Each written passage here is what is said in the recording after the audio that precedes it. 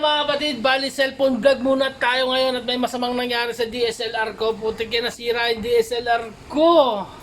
Sama ko ngayon si Gepards, hindi kita oh. Yeah. Yun oh. Andito kami ngayon sa Imus, Cavite to no, Gepards? Cavite, Imus. Imus, Cavite, bali may gagawin kami na parang kay Boy to Quezon yung datingan, pero mas matindi to, mas matindi to. Pero mas matindi yung kay Boy to, syempre bossing natin yun eh. Idol na idol yun eh. Ito si Sir yung gagawa namin. Yun, nagpausok. Nagluluto siya ng pansit kanto kasi nagmadali kami kanina eh hindi kami nakasubo. So titira muna kami bago kami gumawa siguro or sectioning muna namin bago. Ano kasi yan eh, trigger na yan eh. So yun, kita-kits tayo mamaya. Pero wag niyo palang kalilimutan mag-subscribe sa mga bago pa lang pala sa mga bago pa lang nanonood sa YouTube channel ko. Ako po pala si Dread Manila, ang inyong lingkod, ang mga nagtuturo ng mga basic lang naman na sa pagdi-dreadlocks. So yun, huwag niyo kalilimutan mag-subscribe at i-click ang bell button para lagi kayong updated sa mga video natin. So hanggang dito na lang muna, kita-kits tayo mamaya pagsisimulan na namin. Boom!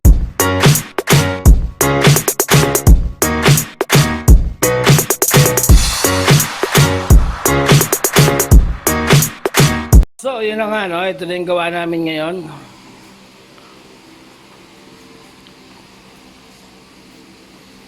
Oops. Yan. Sana naman pong magic ang magaganap. Magic to, magic. So kung ganyan ang mga buhok nyo, huwag kayong mawalan ng pag-asa. Please contact us, Dread Manila Shop Salon. Yan, sabi ni Sir, problema daw kasi sa kanya, maninipis na yung buhok niya. So, ayun ang specialty natin. Gumawa ng mga ganito kaninipis. So, yun, tingnan natin kung anong kalalabasan mamaya. Kita-kits tayo. Boom! Yung mga maninipis, tinanggal na namin. Tingnan natin kung anong kalalabasan na ito mamaya. Kaya first, ako bad na eh, oh. So hot in here, man! So yun, kita-kits din tayo mamaya. Update lang. Pasensya na talaga, wala tayong DSLR ngayon kaya ganito lang muna yung gamit natin pero safe naman siguro to. So critical, ang tawag dito is critical session. Mga ganitong session ni talagang pinag-uukulan ng oras. Ano mo naman yung mga gawaan ni Gepards. So let's go! Pagkatapos nito, diretso kami ng nasa Imus kami ngayon. Punta kami mamaya ng Tansa after dito. Ewan ko kung matutuloy pa kasi baka mga alas 10 na kami matapos dito. Pero sana matuloy pa. Pupuntahan namin yung mga vlogger doon. Makikiblog din tayo sa kanila. So, yan na nga mga kapatid. Bali tapos na kami dito ni Gepards. Ito yung gawa namin. Check this out. Medyo malabo. Yun o. Malabo pero malinaw. Malabo ng camera ko, nakaka-bad trip. So yun, punta naman tayo ng Tansa Cavite. Tingnan natin ano mangyayari sa amin. Kung dadrive pa kami ng mga isa't kalahati ng oras siguro, sir, no? Okay, ngayon gabi, Oo. wala na mga 45 na lang. 45 minutes, 45 minutes daw siguro. Yan si sir. Siya sa mga nagtiwala sa atin. Ano masabi mo, sir? Salamat po sa magaling na dreadlocks natin. So guys, kung gusto nyo dreadlock, kaya nyo lang sila. Guarantee, napakaganda ng gawa. Yun o. Salamat. Maraming salamat, sir. So, So yun, nagutom kami. So bali, puntrip muna kami dito sa... Ito na lang talagang sadyang bukas dito sa Cavite. Mini stop. Tapos wala pang gravy. Mang Tomas lang yung available nila.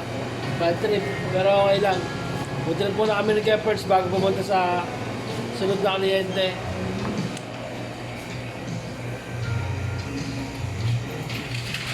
Yun, nakakala nyo madali maging dreadlocks artist. Hindi nyo alam na inaabot namin tong ganito, yung ganitong gutom. Anong oras na? Alas 11 na, hindi pa kami kumakain. Ngayon pa lang kami kakain, mag-aalas 12. Dito lang kami sa labas ng mini stop kasi sarado na. Yan, ganyan kahirap. Kung gusto mo maging professional dreadlocks artist, dadanasin mo itong mga ganitong bagay. Wala kang dapat mga arte-arte. Oo, kailangan cowboy ka. Sobrang gutom po. Gutom na kami. Tangina. Paano yan? Kakain muna kami ha. So, yun na nga, no? Bali, andito tayo ngayon sa napaka-controversial. Napaka-controversial. Yan. Centeno, Supremes.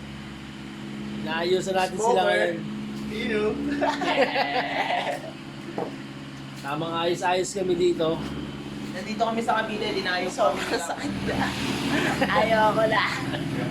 Kasi masyado nang stressful itong nangyayari, kaya... Yeah, ikaw magsalita ka. Magpaliwanag ka. Hindi na kailangan mong paliwanag kasi nasabi ko dito to, di ba? Kaya mahirap na magsalita. Basta itong dalawang to, kilala ko to, mabait to. Mabait to. Solid tong dalawa na to. Yes.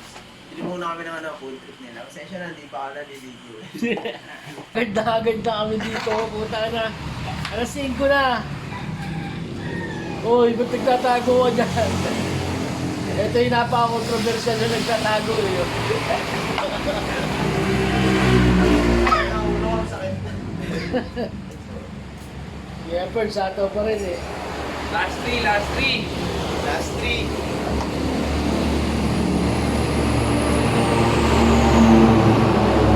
Nakita ka.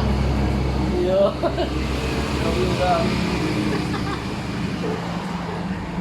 It's already 5 a.m., you know what I'm saying?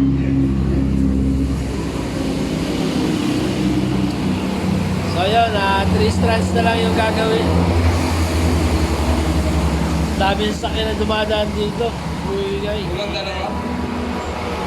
Ito, meron dito. 3 strands na lang. Ito, tapos na yung isa. Ayan. Okay na.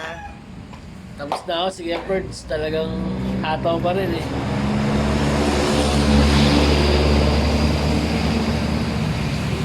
Sila ang pinakamalulupit. Mag-dreadlock sa Pinas. Yeah. Ay, nakatayo ako kanina doon habang nag-dress nakatulog ako. Muntik na ako tumumba. Po, talaga na yan. Nabot na kami ng umaga rito mga kapatid. Kita nyo na may araw na. Ganyan humasel. Nakina isang buong araw. Tapos pag uwi namin, meron pa kami isang kliyenteng nag-aantay doon. Yun ang hintayin nyo. Wala eh, ganito lang talaga. Akala nyo madaling maging dreadlocks artist pero masarap na mahirap. Pero ganun talaga eh, kasama sa trabaho to. Masarap pagkatama si baby. Walaan niyo ngayon si baby. Masarap kasama si baby. Dumudungaw. Ayan yung baby namin. Si Kalmado. So, yun na nga mga kapatid. Tapos na kami dito. Bali pa uwi na kami ni Kuya Perds. So, quality dreadlock. Ayan yung gawa namin sa ambal. Ayun, yung isa talaga. Ba't kaya umiiwas yung isa? Kasi bago yung So ayun, nakakita tayo mamaya ulit pagdating namin sa shop. Maraming salamat. Thank you. Ingat po. Thank you. Bye.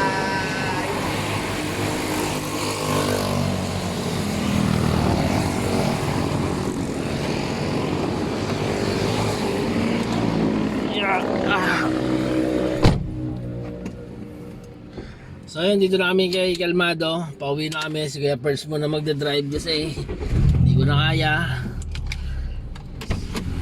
Dito na ulit kami sa shop ni Kuya Perds.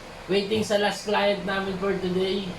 Sana matapos namin na mabilis kasi pagod na si Kuya Perds. Dinuride niya yung Cavite hanggang dito. Pero yun, sana matapos namin agad. Kita kasi tayo mamaya pagdating ng kliyente namin. Boop, boop, boop, boop. Boop, boom! Kung akala nyo tapos na kami, hindi pa. Ito yung huling client namin. Another one. Pagkatapos na ito, Kuya Perds, pahinga muna tayo. Bukas ulit, no? Bukas naman. Pahinga naman tayo kasi bukas naman. Tapusin lang namin to. Sobrang wala pa kaming tulog. Ganyan kahirap maging dreadlocks artist. Hanggat may nagpapa-schedule, hanggat meron tayo schedule, gawa ng gawa.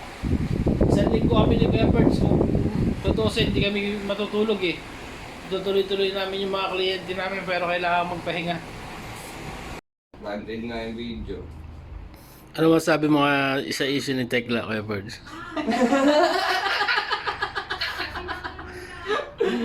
Anong yan, Ruta? Panalo na tayo. Nintay kasi lalabas eh. Oo. Pero sabi nung tinansikan talaga nun, sa kuryente yun. Bago kuryente. tumansik doon sa bata.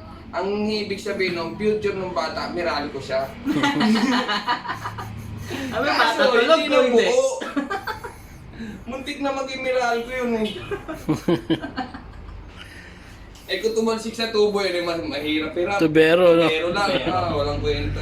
Alis sa Meralco, no? Pwedeng maging lineman, no? Kaya sa opisina ng Meralco. Pwede na yun. So, bali yun na nga mga kapatid. Tapos kami ni Kuya Birds sa aming huling client. Yan, no? Tinatahi-tahi na ni Kuya Birds. Ang tawag dyan ay fishtail. Sobrang antok na kami. Umalis kami kahapon dito sa bahay, alas 2. Ngayon alas 2 na ulit gumagawa pa rin kami. 24 hours na kaming gumagawa. Yes, tangina yun. Mga gawa. Talaga ako to. Talaga ito makakuha. Ako. Lipat mo yung camera. Ay, hindi. Kap, ito yung video. Hindi, sige, ito muna. 1. Ayan. X. Tapos C. X to no. X to C. X to no. X to C. X to no. Look. Ha? X to C. X to no. X lang yan mga kapatid.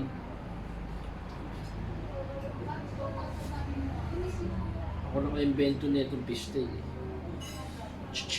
Goma.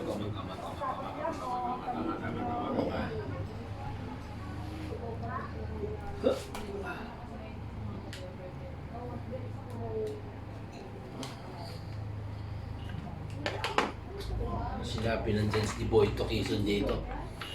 Kay Boyto, green lang. Tsaka puti. Ito, pinagsama namin. Green at puti. Tangina. Tangina. Tingnan mo naman yan, no? Parang may namumukod tanging kulay.